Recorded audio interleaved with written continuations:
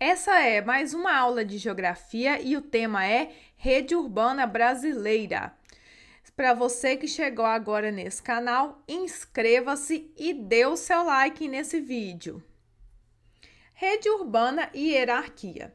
As redes urbanas são um conjunto de todas as vias de transportes de pessoas e de mercadorias que se interligam por uma determinada região e se consolidam ao interligar os diferentes meios de transporte do país. No século XXI, a rede urbana brasileira é considerada como um sistema de cidades interligadas por redes de transporte e comunicação. Nessa rede, há uma hierarquia entre as cidades, ou seja, elas são classificadas de acordo com sua força econômica e influência que exercem sobre outras cidades. Então, nós temos cidades que possuem uma influência muito grande, inclusive a nível nacional, como, por exemplo, São Paulo, Rio de Janeiro, e nós temos cidades que são pequenas, então elas não vão entrar aí como grandes metrópoles, por exemplo, né? Então, cada cidade entra dentro de uma classificação da hierarquia urbana que nós vamos conhecer. A metropolização. Durante a urbanização brasileira, cidades com maior industrialização aumentaram consideravelmente o seu contingente populacional, ou seja, o número de pessoas. E assim, inicialmente foram formadas metrópoles e regiões metropolitanas, como por exemplo São Paulo e Rio de Janeiro. Então, como nós vimos na aula da semana passada, eu vou deixar o izinho aqui para vocês clicarem e assistirem essa aula para quem perdeu essa aula, que fala sobre o processo da urbanização do Brasil, sobre o êxodo rural, que foi a mudança, a migração das pessoas dos campos para a cidade. Então, quando houve esse êxodo rural, as pessoas foram para aquelas cidades que estavam mais industrializadas, a exemplo de São Paulo. Então, no Brasil, não aconteceu um processo homogêneo de crescimento das cidades, porque algumas cresceram bem mais do que outras. Com esse processo de grande crescimento das cidades, formaram-se as metrópoles, que são assim cidades gigantescas.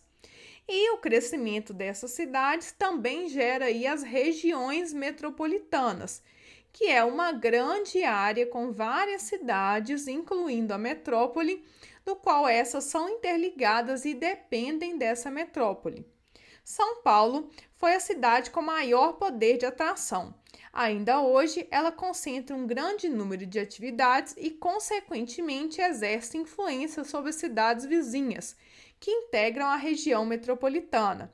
Então, as metrópoles, elas possuem, por exemplo, serviços que as outras cidades ao seu entorno não possuem. Um exemplo são as universidades. Nós podemos perceber que as universidades federais, elas estão localizadas basicamente nas metrópoles, nas grandes capitais. Igual aqui em Minas Gerais, nós podemos citar Belo Horizonte, nós podemos citar aí São Paulo, Rio de Janeiro. Isso faz com que, por exemplo, os estudantes que precisam estudar nas federais acabem migrando para essas cidades. Nós sabemos também que, por exemplo, no setor da saúde, se você precisa de fazer uma determinada cirurgia que é mais séria, né, precisa de aparelhos, de alguma coisa mais sofisticada, você tem que ir para essa grande cidade para poder fazer esse atendimento. Então, querendo ou não, essas cidades concentram atividades que fazem com que elas sejam ainda mais atrativas do que são. Então, por isso, elas crescem muito. Então, eu trouxe aqui para vocês uma imagem aí de São Paulo. Olha só a quantidade de prédios, né? Então, o crescimento demográfico, a quantidade de pessoas morando nessas cidades é muito grande. Conurbação. O adensamento da malha urbana é um dos grandes problemas das cidades hoje, pois quando duas ou mais cidades se encontram e formam o mesmo espaço geográfico, ocorre a conurbação. Então, o que é a conurbação, basicamente? É quando a gente não consegue mais distinguir quando que terminou uma cidade e quando que começou outra, porque elas estão tão juntas, tão interligadas, que parece que um bairro de uma cidade faz até parte da outra. Para quem já foi ali na região de Belo Horizonte, Contagem, Betim e Ibirité, essa junção aí da cidade, né? Então, nós podemos ver aqui por esse mapa que é a área conurbada aqui, que é essa mancha aqui amarela. Olha como é grande essa área conurbada, junto com Belo Horizonte.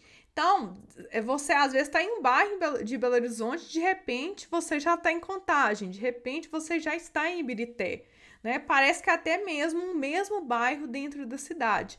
Aqui nessa região próximo da Pampulha, isso é bem claro para quem conhece essa região, né? Deixa aí nos comentários, me ajudem aí para não me desmentir que é verdade.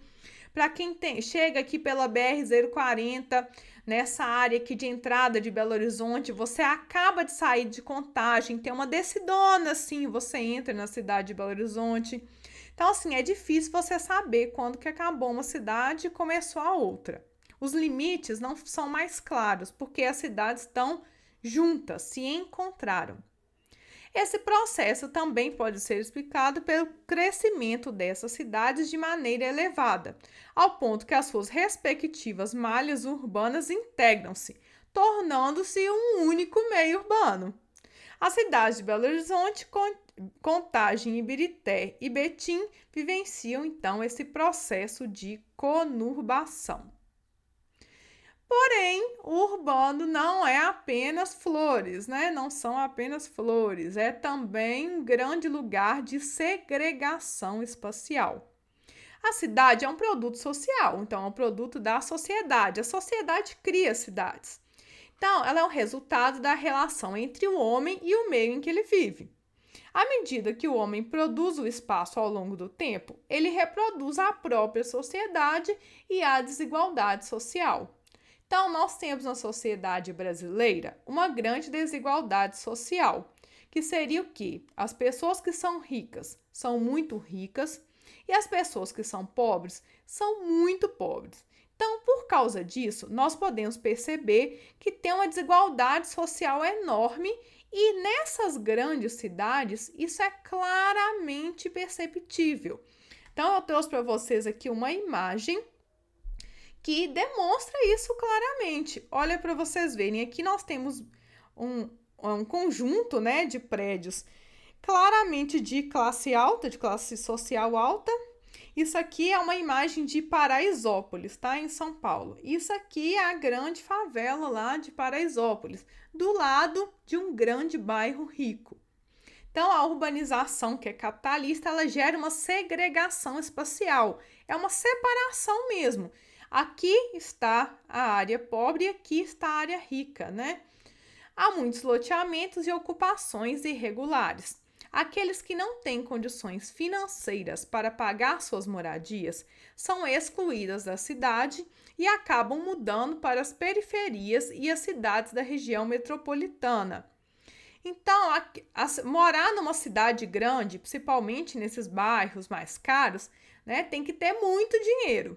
Então, o que acontece? As pessoas que não têm esse dinheiro, elas acabam mudando para as periferias. As periferias são os bairros que são num espaço longe, né? Você tem que pegar 1, 2 ônibus para chegar nessas cidades, nessas áreas, ou então para cidades na região metropolitana. Várias cidades próximas às grandes cidades, as grandes metrópoles, acabam crescendo por causa dessa migração das pessoas para elas. Não sei se vocês conhecem, mas Ribeirão das Neves é uma cidade muito conhecida por isso. Muitas pessoas que moram em Ribeirão das Neves, elas trabalham em Belo Horizonte. É praticamente uma cidade dormitório. Então, as pessoas têm que pegar todos os dias 1, 2 ônibus para chegar nos seus trabalhos, certo? Então, algumas famílias optam por morar próximo da área central, mesmo não tendo dinheiro para pagar. Então, como que eles fazem isso? Eles moram em condições precárias de moradia, ou nos cortiços ou nas favelas.